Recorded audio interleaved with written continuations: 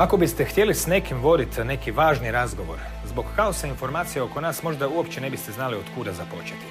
Što je važno? Što je istinito? Što je dirigirano? Što je dobronamjerno, a što ne? Zato među važnim razgovorima svoje mjesto sigurno ima razgovor o prirodi zbivanja oko nas, na temelju premise o centraliziranoj kontroli informacija, financija i odlučivanja, koja nam se predstavlja kao svoja suprotnost. Ukratko, to je ono kad se jedno priča, a drugo radi. To drugo moglo bi biti koračanje, ne baš više niti skriveno, prema svjetskoj totalitarnoj državi. O tome ćemo razgovor ne po prvi puta voditi ovdje, na Rubu Znanosti.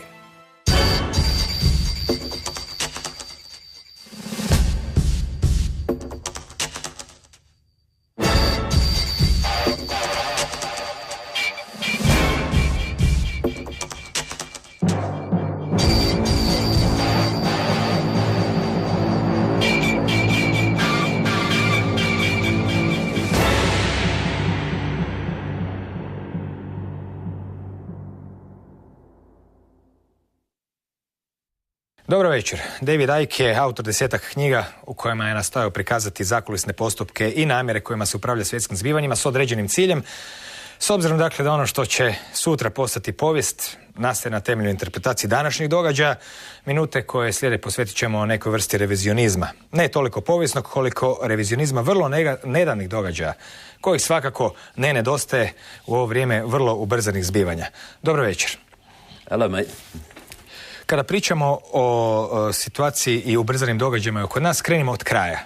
Kuda sve to vodi i ko je zapravo neki zamišljeni cilj zbivanja koja smatramo naravno manipuliranima?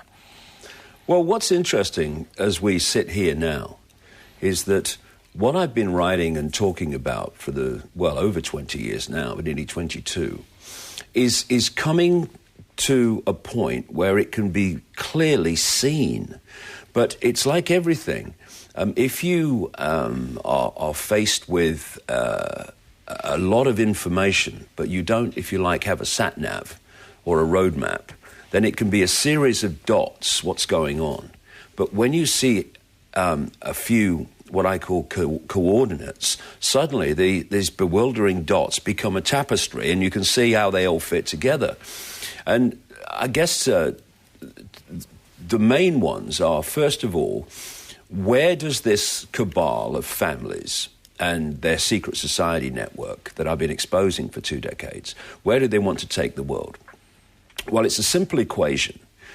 When there's a few of you and you want to control literally billions more and more fiercely in a much more and more tyrannical way, then you have to centralize decision-making. The more points of decision-making there are, the more diversity, the less control any central cabal is going to have, because there's just too many points to have to keep manipulating. So what they set out to do a very, very long time ago is to constantly and incessantly centralize power. And this is going back. This has not been going for a few decades. We're going back to this process to when humans organized themselves in tribes. And in those days, the people of the tribe decided what happened in the tribe. Then we reached a major stepping stone in this process, where lots and lots of tribes were brought together under what we call nations. Now, a few people at the center of the nation, the country, are now dictating to all the other tribes. And what we've got in Europe, Croatia's not going to join. You're not going to join, are you? Oh, for goodness sake. We've got in Europe, in the European Union, and other unions that they want. They've got an African Union, they want an American Union, a Pacific Union, a Middle East Union, and so on. We have a situation now in Europe where the countries that absorb the tribes are being absorbed by this superstate. And thus now, at the center of the superstate are a handful of dark-suited bureaucrats, not even elected people, who are dictating to all the former countries who were dictating to all the former tribes. So what we see is this incessant centralization of power. We see it not only in politics, but we see it in corporation ownership, in banking ownership, in media ownership, and for a long, long time now, we've had a name for it, globalization. What people call globalization is merely this agenda I've been exposing all this time, unfolding around the world. So where's it going? Well, ultimately, what they have been working towards is a structure whereby they have a world government which dictates to every country. In fact, in the end, they want to break the countries up into regions. They have a world central bank which dictates all global finance. A world currency which wouldn't be cash, it would be a single electronic currency, the same one for everyone in the world. And, of course, there are massive implications for freedom in, single electronic currencies or electronic currencies in general. Because when you go into a store or whatever to buy something today and you hand over your electronic money, a credit card, and the computer says no to you, then at least, although it's going out of circulation so fast, at least you can pay cash. When there is no cash, that computer's deciding above barter whether you purchase or not. That's the idea. Then they want a world army to impose the will of the world government on anyone who doesn't just take the diktats from the cabal at the centre, the world government.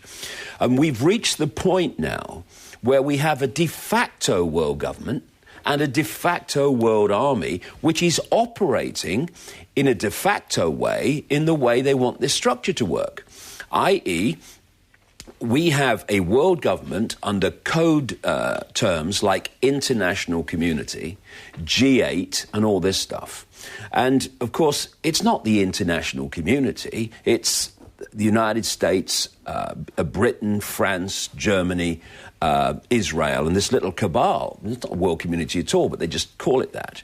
And then what happens, as we've seen in Libya, and as they want to do in Syria, and of course, too in Iran, they want a situation where the world government would then send the world army in to sort out any country that wasn't playing ball.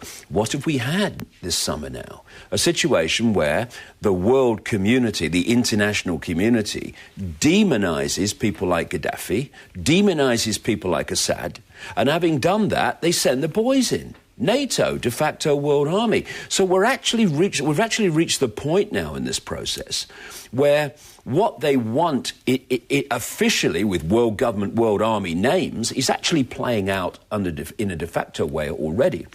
And so how do they take us there?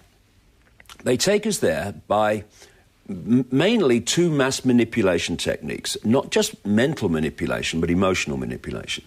The first one I called a long time ago now, problem, reaction, solution, where you want to change the world in a certain way, and you know that if you openly offer that way forward, you're going to get a big reaction against it. People are going to say, what are you doing? What are you doing? So what you do is you don't announce it openly. You play problem, reaction, solution. Stage one, you create a problem. Could be a financial collapse. It could be a government collapse. It could be a terrorist attack, which you engineer and blame someone else for, like 9/11. And then you tell the public through an overwhelmingly unquestioning media the version of the problem you want them to believe, i.e., bin Laden orchestrated 9/11 from a cave in Afghanistan, I hope he had a good battery on his phone, But anyway, then at stage two, you want the reaction of outrage, of fear, of something must be done. And then you, who have created the problem covertly, then have got that response, that reaction, do something. You then openly offer the solutions to the problems you've created, which are changes in society and changes in legislation and changes in the structure of society and government, which advance your agenda of centralization of power. And we have such a wonderful example now in our area of the world.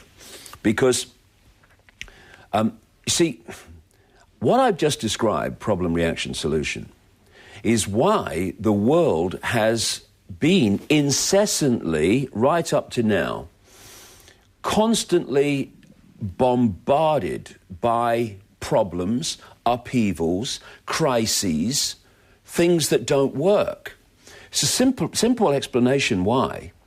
When you have a situation that works, that is in harmony, that people are happy with, you try telling them you're going to change it. What are you doing? Everything's fine. If it's not broke, don't mend it. Go away. So you have to keep making sure the status quo in whatever area of society we're talking about consistently doesn't work. So what you do is you create a problem to make sure it doesn't work in a certain area. You then get the reaction, which allows you to offer your solution. But the solution's not designed to solve the problem. The solution is designed to further centralize power and change society in the way you want it, and to create the next crisis, which you can do the process through again.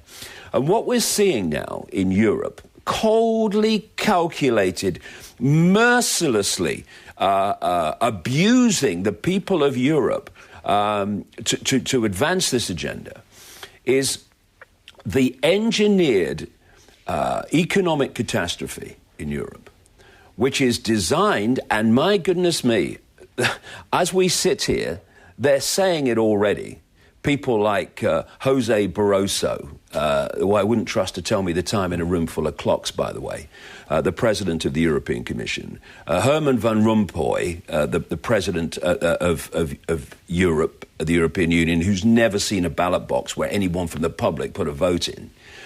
People like Merkel in Germany and Sarkozy in France, they are now using a term they were terrified of using before because they didn't want to frighten the children.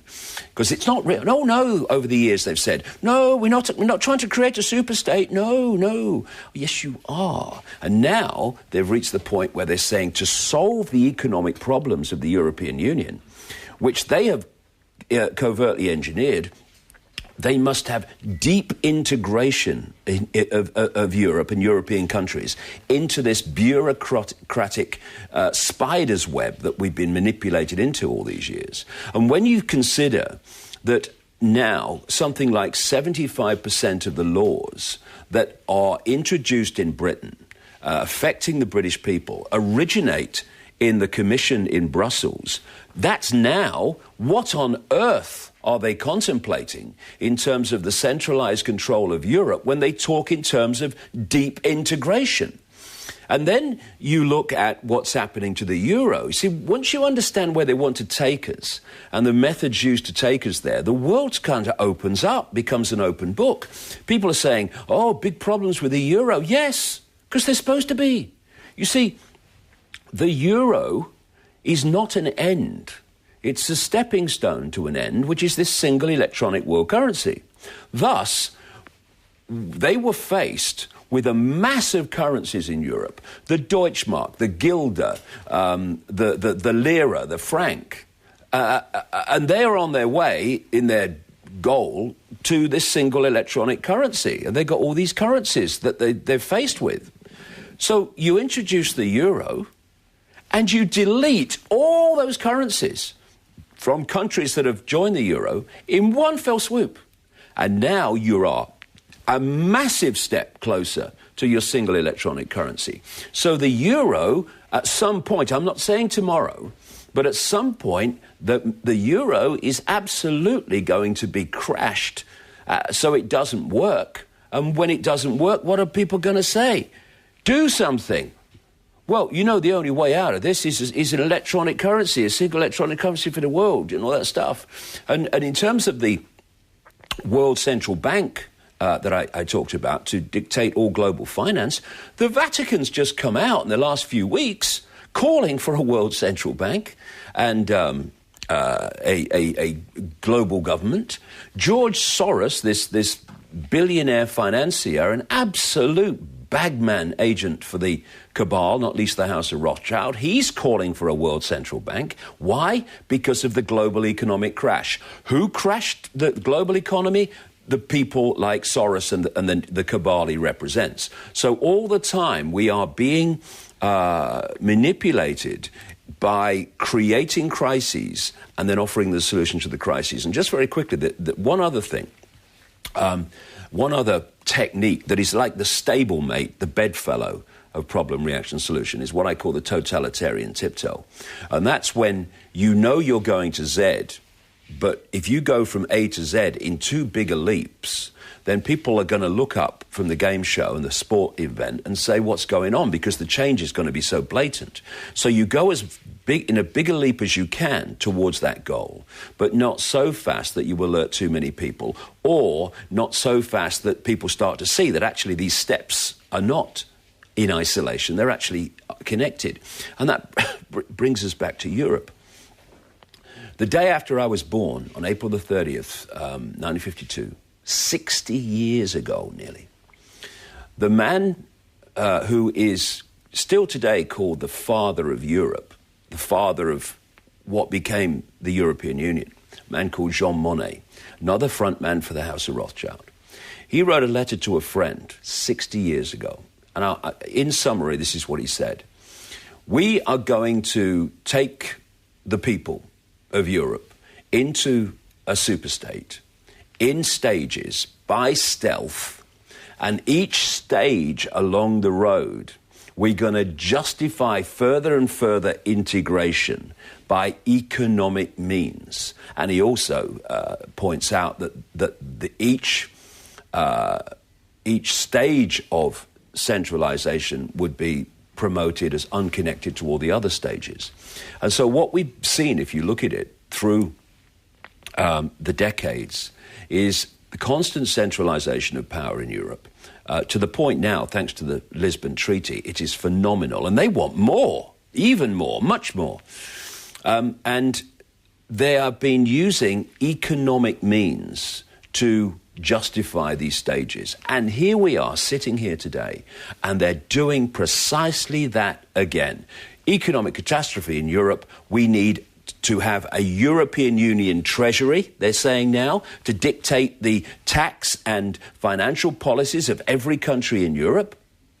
And centralization and deep integration. They're still doing it. And we need to get wise to it, because if we don't, then not even our children and grandchildren are going to live in a fascist nightmare. If we have got much time left in our lives, we're going to experience it, because it will be there within 10 years. And I might even be being optimistic about that unless we intervene. Danas se čak spominje da se ograničenja državnih proračuna trebaju staviti u ustave, što je isto jedna apsurdna ideja s obzirom da ustav ima sasvim drugu funkciju, ali mnogo toga je tu zapravo ironično na prvi pogled, kao kad neko daje lekcije iz demokracije, a pritom nije ni sam demokratski izabran i slično. Ključni problem je u tome što ljude se uvijek uhvati u trenutku i organizatori svjetskih događaja su uvijek korak ili dva ispred, i zapravo zato bi trebao biti oprezan čovjek, koliko sam shvatio, jer se iza oba dvije strane krije uvijek isto, a to isto je uvijek ono što do sad nisi vidio, nešto novo, nešto neočekivano. Primjerice, danas su jako popularni prosvjedi protiv Wall Streeta. I sad tu imamo jednu situaciju gdje čujemo prosvjednike kako govore moramo se ujediniti u globalnoj promjeni. Što zvuči upravo kao da se spominju nekakvi planovi o kojima ste sada govorili. Drugim riječima, kada čovjek već želi djelovati na ovom svijetu, trebao bi imati u vidu neki način da svoju vlastitu energiju zaštiti i da zapravo ne pomogne onom protiv koga se navodno buni.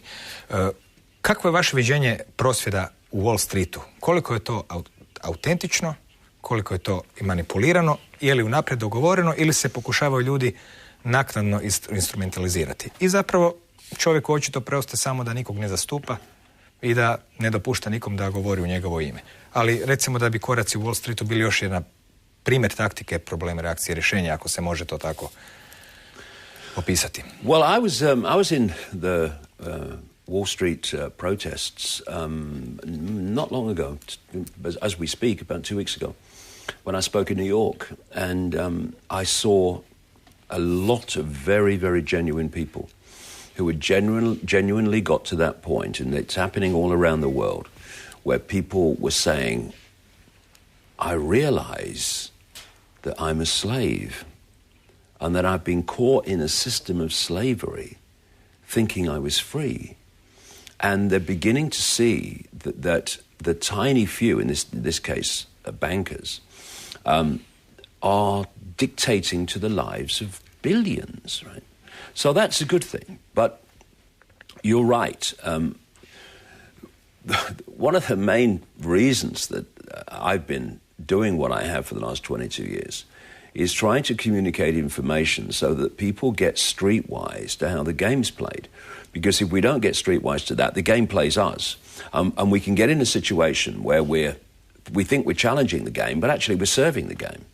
And, you know, when we're talking about people's protests, of course, you can't really talk about Wall Street and Occupy protests without coming into the Middle East and North Africa, because those protests have been massively and continue to be massively manipulated. Again, we come back to our friend, for want of a word, George Soros. George Soros runs a network of organizations like the Open Society Institute and the International Crisis Group, which are specialists in manipulating people's revolutions, quote, to change regimes, to give the impression that the people have spoken to change the regime, when actually the agents provocateurs and the people that triggered the initial protests, which brought lots of genuine people onto the streets, were trained and funded by his network and by the United States. And at the end of it, Soros's people, the cabal's people, end up in power. And the classic is, well, of course, earlier than that, around Eastern Europe, we saw the Ukraine Orange Revolution, we saw the Rose Revolution in Georgia, what have you, and they were manipulated by this Soros network. I mean, some journalists of the mainstream media in Georgia have said, yeah, it's open knowledge that Karkashvili or Karkrashvili, I should call him, really, because I think he's just a diabolical leader. He was put into place after the Rose Revolution, and he was educated in America and prepared in America. And so Soros was doing it in Eastern Europe, and also in league with a man called Zbigniew Brzezinski, who was at one time Jimmy Carter's national security advisor. And together, Brzezinski and Soros are major manipulators, handlers, mentors, and in Soros's case, funder of Barack Obama. So he's their man. And so if we come into to Egypt, during the overthrow of Milosevic in the former Yugoslavia, there were groups created by a couple of Serbians called Marovic and Popovic, I think Popovic, and one was called Canvas and one was called Otpor, which I understand means resistance. And these were organizations to train people in civil disobedience and the kind of thing we saw in Egypt, the kind of thing we're seeing in Wall Street. And they were funded by the United States and the NATO operation. And after the end of that conflict, they continued to be funded. And they have openly admitted that they trained key members of the initial triggering of the Egyptian revolution, the original one, in the art of doing that. It's also now been established that those people that were behind the initial triggering of it had been working with the U.S. Embassy in Cairo for years. They'd been flown to America to meet people and have further training. And one of the key kind of groups involved there was one called the April the 6th Youth Movement. Now, the Serbian guys admit that they trained those people. And, of course, Otpor has this clenched fist logo, and therefore you had the clenched fist logo of the April the 6th Youth Movement. And Marovic turns up in Wall Street making a speech there in the earlier time of the Wall Street occupation. And then you look at a man who, when they started gathering in the square in Cairo, this man got on a plane in Europe and suddenly had this revolutionary fervour and headed for Cairo. And this was Mohammed El-Baradi, who was formerly the head of the UN International Atomic Agency. And he got off the plane in Cairo, and within days, he's one of the leaders of the revolution. And then he said he's going to stand for president when elections come and stuff like that. Well, it just so happens that before he got on the plane, El-Baradi was a board member of the International Crisis Group of George Soros and Zbigniew Brzezinski that specialises in triggering people's revolutions and making sure their guy's in power at the end of it. I'm just hoping that getting this information out, and we're getting it out more and more about Baradi, that it will, throw a spanner in his works in terms of becoming the leader that they want. And then you go to Libya. I mean, the idea that was a genuine revolution in Libya is outrageous when you look at the evidence. They were NATO agents provocateurs that were funded and armed, not least through Qatar, the Emir of Qatar, who does not represent the interests of Arab people. He represents the interests of NATO and that cabal that control NATO. And so you have this situation where one of the military leaders of the rebels in Libya was a man called Khalifa Hifter, who for the previous 20 years had lived in Virginia down the road from CIA headquarters on their payroll. And what they're doing is using individual excuses like, oh, Gaddafi's doing these terrible things to this, oh, Assad, and all this stuff, to pick off country after country in a very systematic way.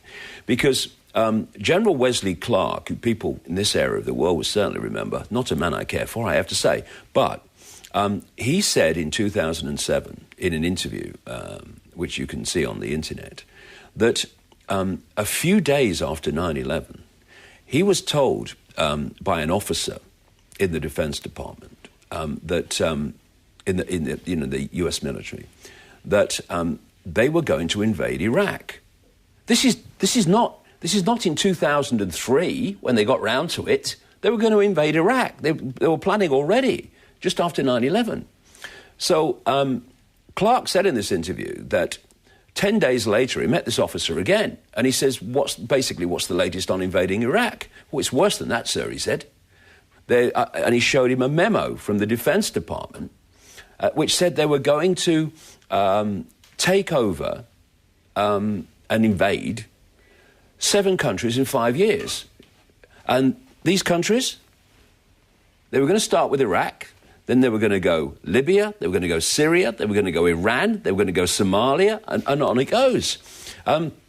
So what we're seeing now, as with the European Union story, is not something where these people are reacting to events. They're following a script. And the idea of the script in terms of North Africa and the Middle East is to lead us into World War III. You know, I did an interview, a video interview when I came to Croatia. It was the last time or the time before, but maybe 2009, in which I was talking about the plan for the Third World War, because they've always planned 3. Because if you look at a war, especially a world war, whenever there's a war, at the end of it, that society's changed. If it's a world war, the global society's changed. Look at what the world was like after World War II compared with before. Not least, there was far fewer people in control of it. And then you go to the Second World War, exactly the same thing happened, greater centralization of power, the world was redrawn in so many ways. And the idea is to have the Third World War, and that is, as I've been saying for years and years and years, is to bring what we call now NATO countries, Europe and North America, into conflict with Russia and China. And as we sit here now, we're watching these pieces being moved into place so blatantly. There's this constant obsession with invading or bombing Iran, generated by out of Israel overwhelmingly, and with, you know, America in its slipstream. And they're picking off these countries one after the other. They're desperate to do the same to Syria that they've done to Libya. And if they do, and also they are drone bombing these unmanned drone aircraft, which are actually flown by joysticks on the other side of the world at the Creech Air Force Base near Las Vegas. And they're killing increasing numbers of civilians in Pakistan. And we've seen, of course, very recently, nearly 30 Pakistan soldiers killed by these drones. And NATO the leader comes along and says, "Oh, sorry, it was an accident." And as the Pakistan authorities have said, you were doing it for 2 hours. That's not an accident. And it wasn't. It's upping the ante. It's pushing the pressure, because we've already got a situation now where China is saying, mess with Pakistan and you mess with us. They've said, in effect, mess with Iran and you mess with us. As we're sitting here talking, Russia has deployed warships to a Syrian port in response to what's going on there. And then just a couple of weeks ago, announced that there were going to be a permanent troop presence in American troops in Australia.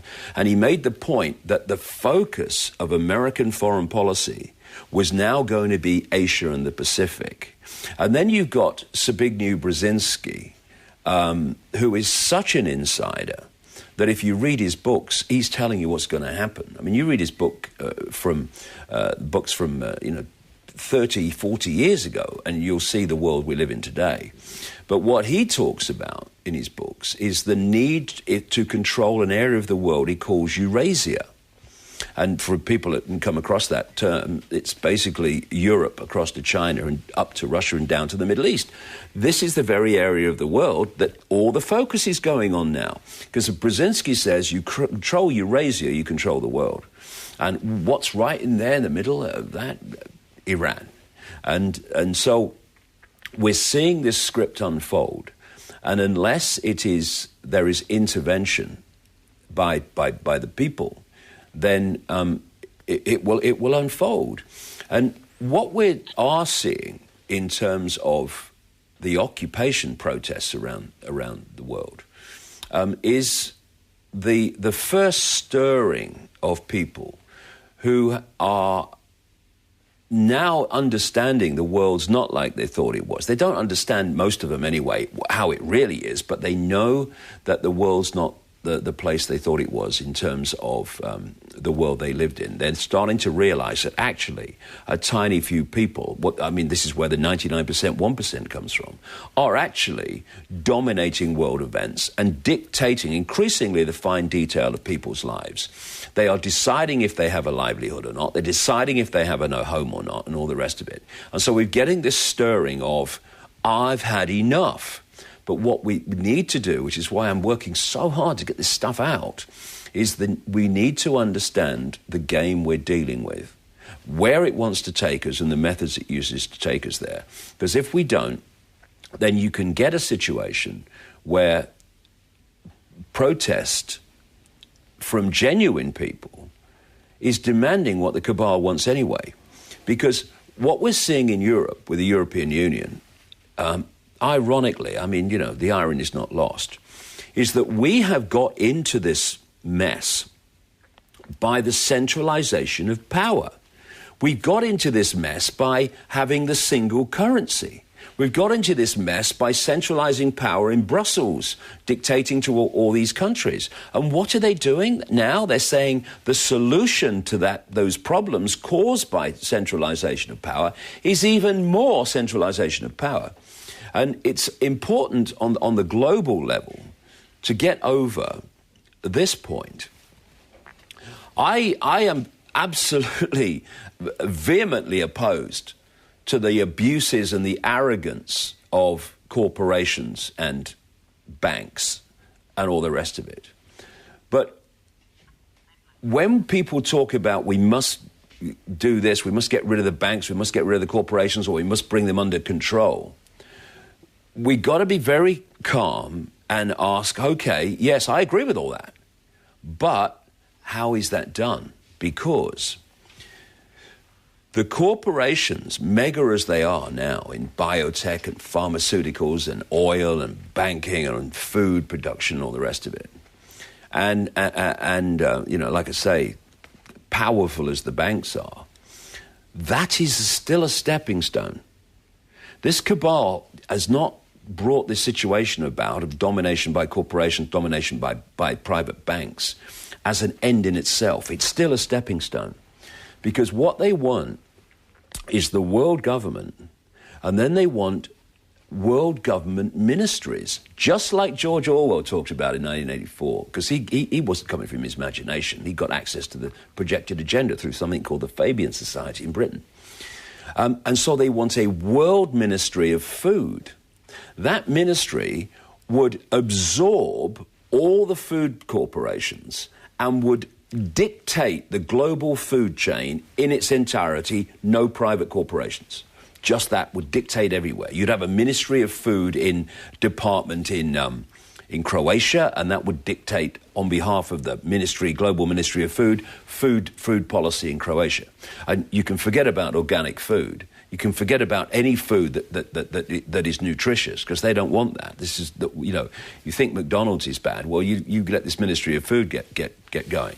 And they want genetically modified food because that genetically modifies us for other agendas that they have. They want a world ministry of oil that would take over all the oil corporations, and it would become like a communist situation where the government dictated all the oil infrastructure and everything. They want a world ministry of what they would call health that would absorb all the pharmaceutical corporations, and so it goes on. A ministry of biotech, which would take over Monsanto and all these things. The same people that were running and controlling the corporations would now be running these ministries. And just give them even more power. So where I'm going with this is, if in the Occupy protests people say, yeah, we've got to nationalize and take over all these corporations, that's what they want. So we have to be streetwise about it. And in terms of how do we respond to this, well, in terms of the way we live our lives and how we structure society, a lot less structure would be great, thank you very much. It's a simple thing. When you're faced with a problem, you can find a solution to it, and we're drowning in them, or you can remove the cause of the problem. And that's always the sensible thing to do. You look at how we've got into this situation of mass human control. And it's through the incessant centralization of decision-making in all areas of our lives. And the answer to that is not more centralization, which is what they're trying to sell us. It's diversity of decision-making. So the people of Croatia decide what happens in Croatia, and then diversify it a bit more and let the regions of Croatia within that structure also have massive devolved powers to decide what happens in their community. We should be having a situation where those making decisions over our lives actually are affected by those decisions, because the decisions tend to be better. We need situations where we can look in the eye the people who are making decisions about our lives. When you have people in dark suits in Brussels, could they care about Croatia?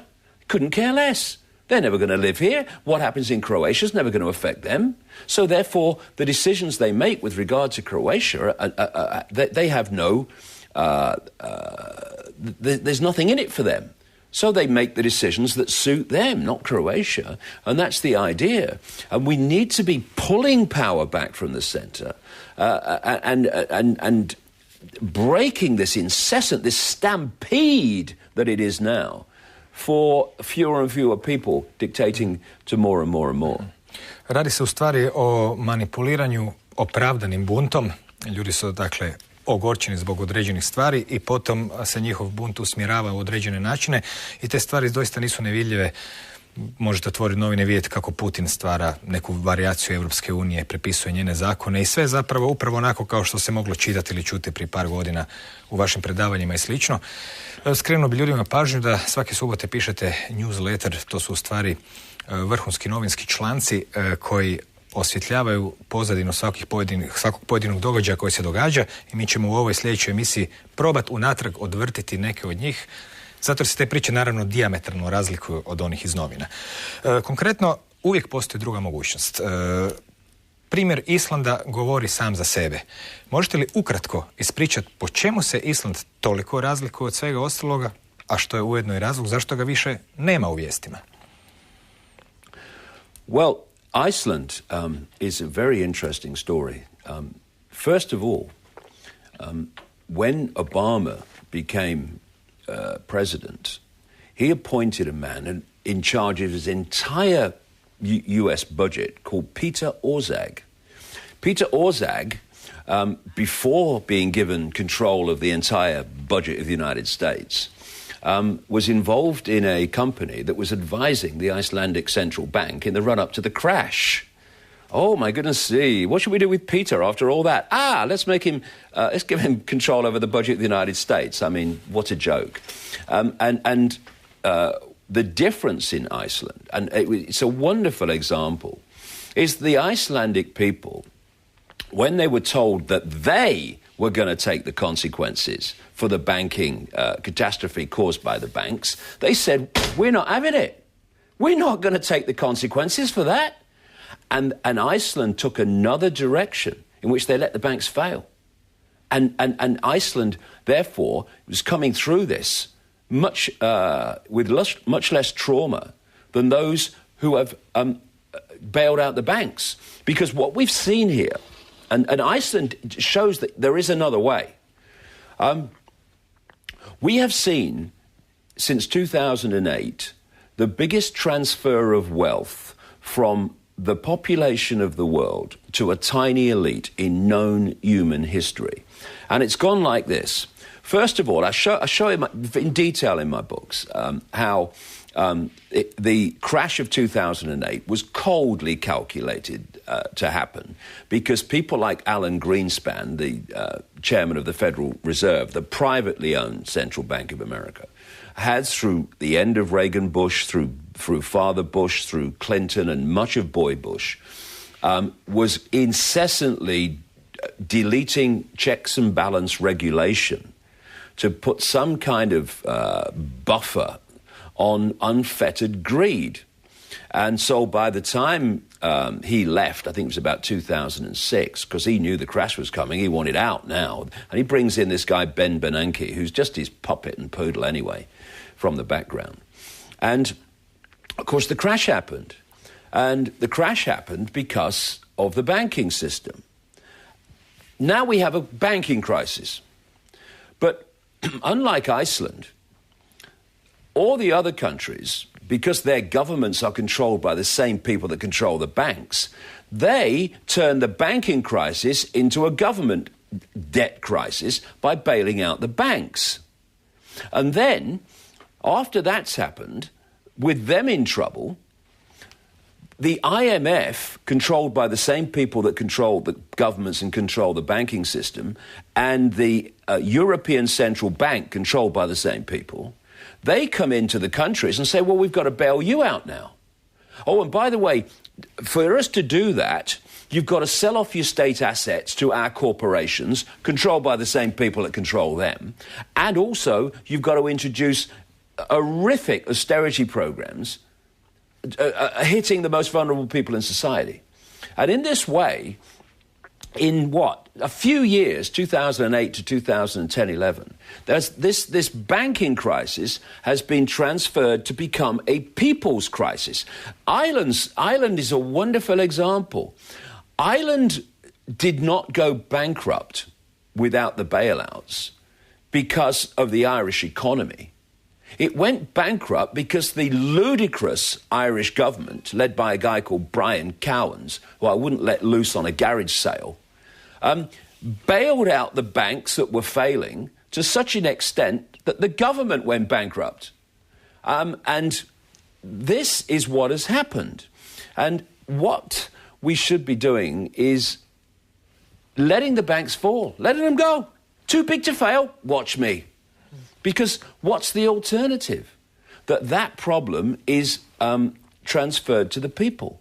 And what has happened as a result of that, this is really, really, really important if people just deep breath and look at this in a calm way.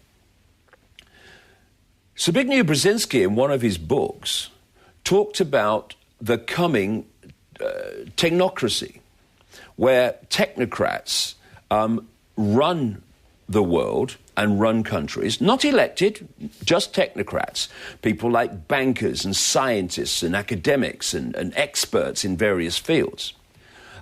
He calls it the technotronic era. And here we are now in Europe, and would anyone have believed this just a few months ago? We have a banker as Prime Minister of Italy, Mario Monti, who is the European president of the Trilateral Commission, one of these manipulating groups co-founded by Zbigniew Brzezinski. And he is a banker who's never seen a ballot box in terms of putting him in a position of power. And he's now Prime Minister of Italy, with more than 60 million people and one of the biggest economies in Europe. And he's also in control of their finance. And what is he doing? Now he's agreeing to all these austerity measures being imposed by the banks of the European Union. And then we have Louis Papademos in Greece, another member of the Trilateral Commission, another professional banker who is Prime Minister of Greece, and he's never seen a ballot box either. So the technocrats are moving in. The society that Brzezinski envisaged, he didn't envisage it, he knew it was coming. That's why he wrote about it and was able to be so accurate. And it's coming in. So, I've done quite a lot of research over the years, and a good friend of mine has done even more on this specific organisation. It operates out of Britain, but operates increasingly worldwide. And it's called Common Purpose. And what this organisation is a training organisation to train the leaders, all areas of society, local government, national government, police, all the rest of it. And that organisation in its training programs actually talks about preparing the leaders for the post-industrial, post-democratic society. Because that's what they want, and that's what we're seeing blatantly now in Italy and in Greece. And how has that come about? It's come about because of problem, reaction, solution.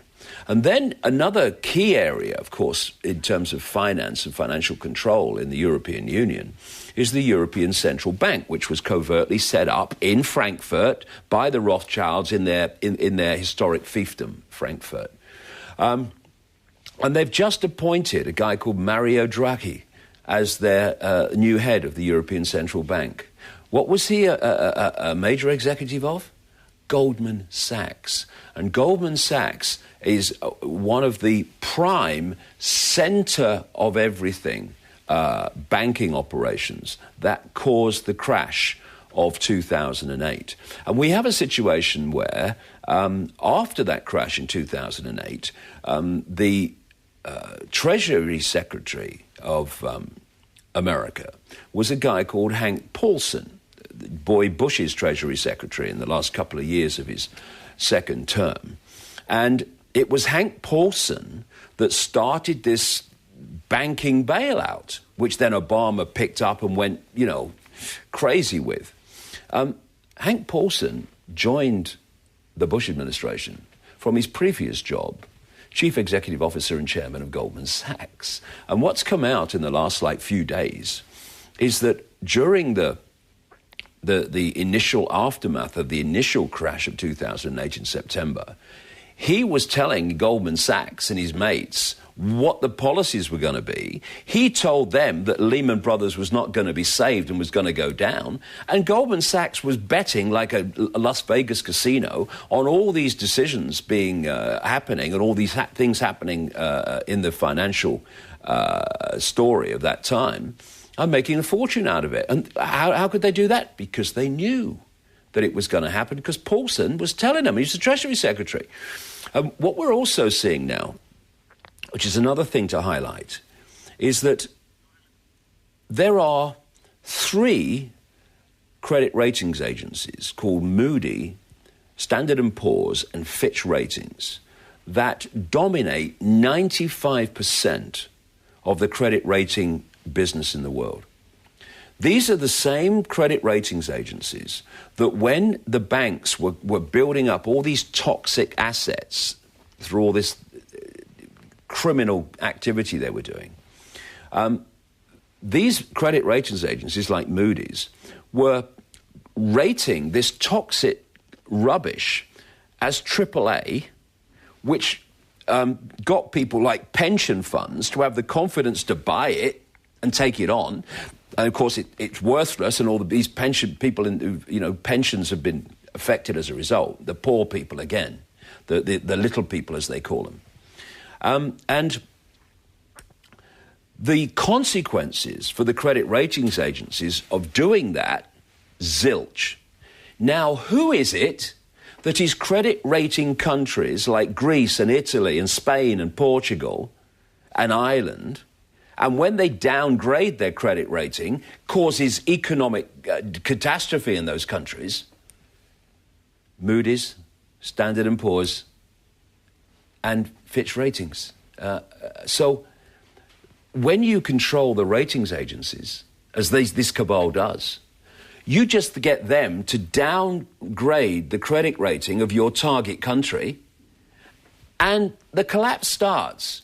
And there was an interesting point, an interesting story in August, when someone was never named. If it wasn't George Soros, then I'd be desperately surprised, or someone connected to him, bet $1 billion that the United States credit rating would be downgraded in a certain period of time. Staggering shock it was. And he won his bet. Why? Because he knew the agencies were going to do it. Mm-hmm. This is how the whole thing's stitched up. And there comes a point where, in the words of the song, freedom's just another word for nothing left to lose. And we'll reach the point now where this system is so stitched up, it's so corrupt, it is so targeting the people of the world in such a abusive way, that we really have nothing left to lose. Because if we don't stand up now, it's just going to get worse and worse and worse. Hvala, Davide. Ovaj razgovor nastavit ćemo u idućoj emisiji. Tek smo na pola pregleda događaja iz zadnjih, eto, pala je Olaf kao čoka, od zadnjih godinu i nešto. Danas je, nažalost, došlo vrijeme za laku noć.